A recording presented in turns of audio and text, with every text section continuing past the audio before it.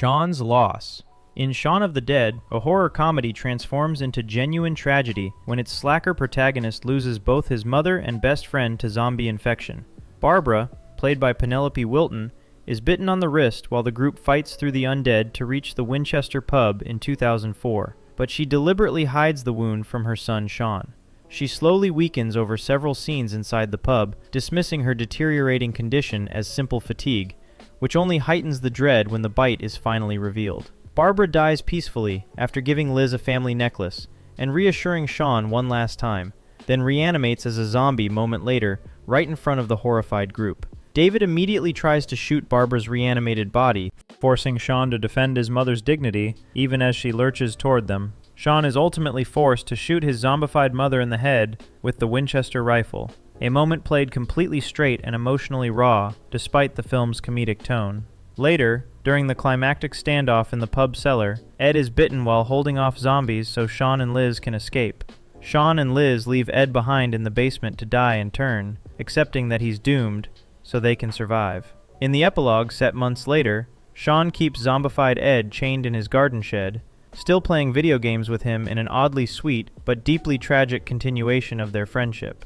For many viewers, what makes these infections so heartbreaking is how the film shifts from satire to genuine grief, using infection not just as a scare tactic, but as a metaphor for growing up and letting go. The contrast between Barbara's dignified death and Ed's undead existence gives audiences both devastating loss and bittersweet acceptance. Luda's baby. Dawn of the Dead, from 2004, turns a joyful pregnancy into absolute nightmare when Luda hides a zombie bite and gives birth to an undead infant. In Zack Snyder's remake, Luda is heavily pregnant when she's bitten during the group's escape to the shopping mall. Her husband Andre keeps the bite secret from the others, tying her to a bed in the mall's children's store as her health deteriorates rapidly. He falls into complete denial, continuing to talk to Luda and preparing for the baby, while her skin pales and she stops responding entirely. Luda dies in childbirth and reanimates on the bed, still strapped down, while Andre cradles their swaddled newborn in his arms. Norma discovers the horrific scene, sees that both Luda and the infant are undead, and shoots Luda in the head, triggering a gunfight between her and Andre that leaves them both dead. Anna then opens the blanket to reveal the baby is clearly a zombie, and she fires a single shot off-screen, implying she kills the infected infant. Luda's infection is devastating because it corrupts pregnancy and new life into something unthinkable and monstrous. The emotional core lies in Andre's refusal to accept reality, watching his wife slowly die and turn while he desperately prepares for a child that will never truly be born. His love and denial become danger for everyone else, and the tragedy of losing both wife and child simultaneously to infection makes this one of the most disturbing examples of how the zombie bite destroys not just individuals, but entire futures.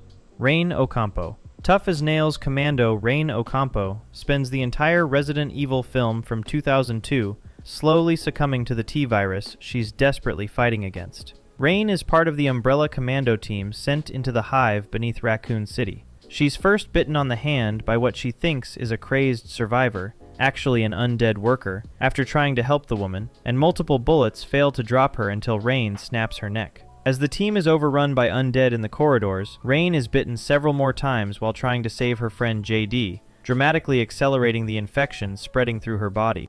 The Red Queen explains the T-virus will turn victims into undead after a period, and Rain openly acknowledges she's doomed but keeps fighting alongside the group anyway. Near the climax, Alice injects her with the antivirus on the train, but the Red Queen warns it's probably too late given how long she's been infected. Rain appears to die, but then reanimates on the moving train and attacks, forcing Matt to shoot her in the head with her own gun. Alice crouches over Rain's body afterward, visibly shaken despite Rain's tough facade throughout the entire film. Rain's infection is heartbreaking because she becomes a walking countdown clock that everyone can see ticking down to zero. She fights to the very end, knowing she's infected, maintaining her soldier's discipline even as the virus spreads through her system, and her transformation from loyal protector to mindless threat personalizes the corporate horror of Umbrella's experiments, as she's ultimately destroyed by the company's own weapon. Frank's blood. Frank's death in 28 Days Later might be the single unluckiest infection in zombie cinema. A random blood drop that destroys a loving father in mere seconds. Frank is a protective single father, traveling with his teenage daughter Hannah in 2002, and he shelters Jim and Selena in his fortified London apartment. The group follows a radio broadcast to a military blockade, desperately hoping for rescue and safety from the rage-infected hordes. At the deserted checkpoint, Frank grows frustrated when they find no soldiers present and starts shouting and kicking a metal structure holding a hanging infected corpse. Disturbed by his kick, the corpse shifts overhead, and a single drop of infected blood falls directly into Frank's eye, infecting him almost instantly with the virus. He barely has time to curse and push Hannah away before the rage virus takes complete hold of his body, his movements contorting as he starts snarling and his eyes redden rapidly. Hidden soldiers watching the scene immediately shoot Frank dead, as Hannah screams in horror and Jim and Selena are captured by the military unit. Frank's infection is heartbreaking because it underlines the sheer arbitrariness of survival in an outbreak, as he dies not from recklessness or heroism, but from a freak accident while trying to protect his daughter. The cruelty of losing him at the moment they believed rescue was finally at hand, and Hannah being forced to watch her father's instantaneous transformation and execution, makes this one of the most emotionally devastating infections in the genre. Don's kiss. 28 weeks later weaponizes guilt when Don survives by abandoning his wife, only to be infected by kissing her later and becoming the film's most monstrous patient zero. Don Harris appears in the 2007 sequels as a father hiding in a rural cottage with his wife Alice and other survivors during the original Rage outbreak. When infected storm the cottage, Don abandons Alice in a desperate escape, fleeing alone in a motorboat while others die around him. Months later, after NATO forces declare the Rage virus eradicated, Britain begins repopulating a secure District 1 in London, and Don is now a caretaker there who tells his children Tammy and Andy that their mother is dead. Alice is later discovered alive but infected with a mutated form of rage, as she carries the virus but doesn't show typical symptoms, suggesting partial immunity to the disease. Don visits Alice in isolation, breaks protocol to apologize for abandoning her, and she forgives him in a quiet, tender moment. Overcome with emotion, he kisses her, transmitting the rage virus through her saliva directly into his system. Don convulses, then fully succumbs to rage, and brutally beats Alice to death before escaping into the populated district. As an infected carrier, he moves through dark corridors and a packed underground garage, attacking trapped civilians and rapidly spreading the virus inside what was supposed to be humanity's safest zone. Don later infects his son Andy with rage via a bite, but Andy appears partially immune like his mother. Don's infection is heartbreaking because it turns survivors' guilt into literal apocalypse fuel, as the man who fled to save himself becomes the vector for a second outbreak. The kiss transforms from a moment of reconciliation and forgiveness into the trigger for catastrophe, and Don is forced to live out his worst nightmare, becoming the monster he feared and attacking his own children. By the way, if you're enjoying this so far, I create videos like this all the time. Subscribing would really help me out. Tony's Farewell. The Christmas zombie musical Anna and the Apocalypse hides a devastating gut punch under its catchy songs when Anna has to say goodbye to her infected father Tony. The film from 2017 is a Scottish Christmas-set zombie musical following teenager Anna as an infection overruns her town in high school. Anna's father Tony is a janitor at her school and one of her main emotional anchors throughout the chaotic film. The tyrannical headmaster Savage ties Tony up as bait for zombies in the school auditorium, using him to emotionally torment Anna in front of the other survivors. During a confrontation on stage, Tony punches Savage in retaliation, but in the resulting chaos, Tony is bitten in the leg by a zombie. After Anna kills Savage by dropping a star prop that sends him into the horde of undead, Tony reveals his bite and calmly accepts that he's doomed to turn. In a musical number, Anna and Tony share a final, deeply emotional goodbye as he insists she leave with classmate Nick to survive the outbreak. Anna and Nick walk away as zombies close in on Tony, knowing he will shortly turn, off-screen, into one of the creatures. Tony's infection is heartbreaking because the film forces its heroine to accept her father's death in real time while he's still lucid and able to say goodbye. The fact that he sacrifices himself to give her time to escape, calmly facing his transformation to save his daughter, creates a sharp emotional contrast against the film's upbeat musical numbers and makes the loss devastatingly personal. Maggie's Weeks. Maggie, from 2015, stretches a zombie infection into agonizing weeks, following a father who can't let go and a daughter who ultimately chooses how she'll face turning.